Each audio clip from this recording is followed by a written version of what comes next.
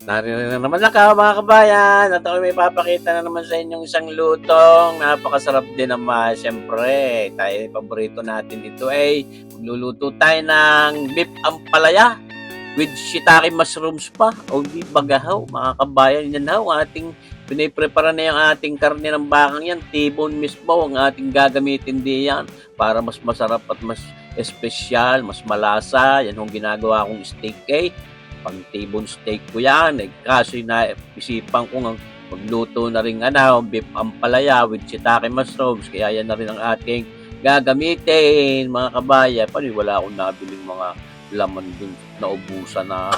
Ayan mga kabayan.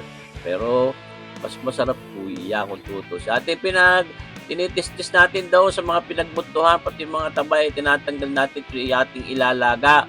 At gagamitin natin yung pinakakaldaw. Di yan, sasabaw natin sa pagpapalambot na yung ating bakang iya, yung ating tipo na parang pwede na. Ginagahit lang natin naman yung libis na papagayaan sa inyong napapanuaw mga kabayan. Ako, paborito ko itong beef ampalaya. Hindi lang lagay, nakakapanakit din naman ng mga talampakan. Yan, ang ating magayat na, lalagyan natin diya sa ating mangkok na yan, kariketo. Parang semi-pinggan na parang bowl na hindi mo maintindihan. Yan na, lalagyan natin yung paminta at titimplahan muna natin iyat ang bababad natin yung mga kung may isang oras. Naglagay na rin tayo ng paminta at saka niyang ating oyster sauce. Mga isang kutsara kalahati at mga isang kutsaritang mahigit nanaw. Toyo, yun how. Soy sauce, so kulang-kulang isang kutsarang toyo at minahalo na natin, ibababad nga natin iyan ng mga isang oras pwede na titaw. Siyempre, beef ampalaya ay di may apalya, ay may kakalhatay. Ay naluto na yung kalahati kagambo ay pinagisa ko kay kabayan at kami may gulay. Gagahit na rin tayo ngayon mga kabayan yung ating sweet onion tsaka yung mga bawang-bawang na yaan. Hindi pwede mo wala di ay lagi magkasagpian Pwede baka magtampo ang isa't isa pag nawala yung isa. Ito yung sinasabi ko. At itong ating apalya ako nga kalahati lang at napakalaki din naman ng apalya kung biniling iyan. Ayan tatanggalin natin yung mga pinagbutuhang iyan, ang mga banabanakal na iyan at hindi natin dyan sinasama. Pero kung gusto ninyo pwede din. Hindi makakamata, ito daw hindi. Ayan mga kabayan. Ay di ating gagayatin lang yan na sigunsa. Gusto nating kapal, mga kabayan. Makapal-kapal ng karikit kaysa doon sa mga mismong panggisa ang naluto. Ayan mga kabayan. Kaya paggagayat. Yung pagpapatungin agad para half the time. Ayaw. Baka isa-isa nyo pang gagayat. Pwede din naman. Kayo masipag Pero kung kayo gusto ninyong mas systematic ay di gayon. Ayan ang ating ginagamit na now. Shiitake mushrooms. Paborito ko yan. Bikini me. Hindi ko sponsor yan. Hindi. Mga kabayan. Bale nga pala yung apalya natin, ibinabad natin sa tubig na may asin mga kabayan. At gagayatin natin ito ang ating shiitake mushroom. Shiitake! Ganda lalaki! Ayun, tandaan nyo pa yan. Kilala nyo gayong artista ngayon. Ay namayapa na. Ngayon, kita nyo itong mga pinagbutuhang yan. Di may kaldo tayo. At yung sarap niya, may impuse pa rin doon sa kabuang luto ng ating shiitake. Yung ating beef ampalaya with shiitake. Ngayon, naglagay na tayo ng butter diyan sa ating non-stick pa na yan. Ng butter ay margarine pala yan. Ang ginamit ko, paano walang butter? Pero pwede rin huya. Pwede nga mantika lang. Pero pinakamasarap lalo, di butter. Ating sinasangot siya na ngayon yung bawang natin yan. Marami-rami para mas masarap. Tinog na rin natin itong ating sweet onion yan. Manabis-nabis siya, maputi. Kasi puti na ang budhe. Mga kabayan. Sabi naman yung sibuyas na yan ay kaysa doon sa mga kulay pula, mas matapang iyaw. Yung sibuyas na pula, pero kulay purple naman. Kulay maraw niya. Sinog na natin itong ating laman ng bakang iya, yung laman ng tipo.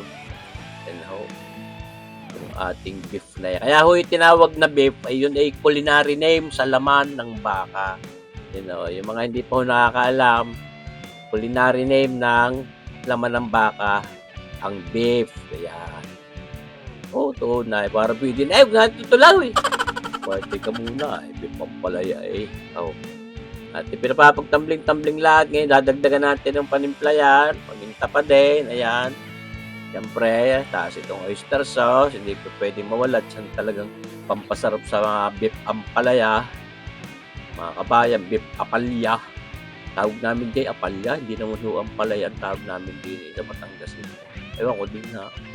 Ayan. Yung pinaka-bitchin natin dyan, kahit hindi tayo mag-bitchin dahil yung oyster sauce at pampalinam na may umami flavor yan. Tapos yan, lagyan ko pa ng mga kulang-kulang isang kutsaritang asukal na pulang putlain. Nagulat, kaya namutla. O, pinaangang natin yan diyan. Hindi pa ho natin sinasabawan. Yan yung natural na katas pa ng karne, mga kabayan. Kako nga, matigas dyan. Siyempre, kaya sinahog na natin ang shiitake mushrooms na yan, mga kabayan. Yan yung tibon na yan, sa totoo lang, pagkakakainin ninyo, lulutuin nyo parang steak. Talagang madali lang ang pagluluto. Mga kulang-kulang wala pa isang minuto magkabilang pisngay. Pero pagkagayang luto na parang ini-stew, palalalambot natin talagang malasang-malasa. Matagal na pagpapalambot ng mahina-mahina apoy. Kaya kailangan natin itong mga ganitong kaldo. Yan, malasa yan. Nga pala, hinilagyan ko ng isang pirasong beef broth cube at ng sagayoy para mas mapatingkad natin ang lasa. At yung natirang sabaw na yun, pag nalagyan ko ng patatas at saka ng pechay bagyaw, mayroon pa doon sa frigidaire, dilagang baka na din. Ang masarap doon yung sabaw, igup abaw. Pag sa init na hinigup mo, tunay na panalo yun Oh, tiray ng kalagit sa bahay. Pwede pa naman natin bantuan diyan, mga kabayan. Ayun, tunay kayo. At diyan natin palalambutin. Ako nga sa ating kaldong iyon. Yan na. Re-reduce na yung sabaw niyan. At nalambot na itong ating baka. Kaya isasahog na natin ngayon itong ating apalyang iyan, mga kabayan. Yan naman sa mga ganyan luto, yung apalyang yan, sigun sa gusto ninyo. Kung gusto ninyo hapok na hapok lang apalya at talagang malutong, pwede naman. Pero sa tulad namin, mahina-hina na rin ang ngipay. Gusto ko medyo ang din ang karagitsa. May lutong pa din, pero may lambot na. Hindi ho yung puro lutong at minsan matigas din. Yan ho.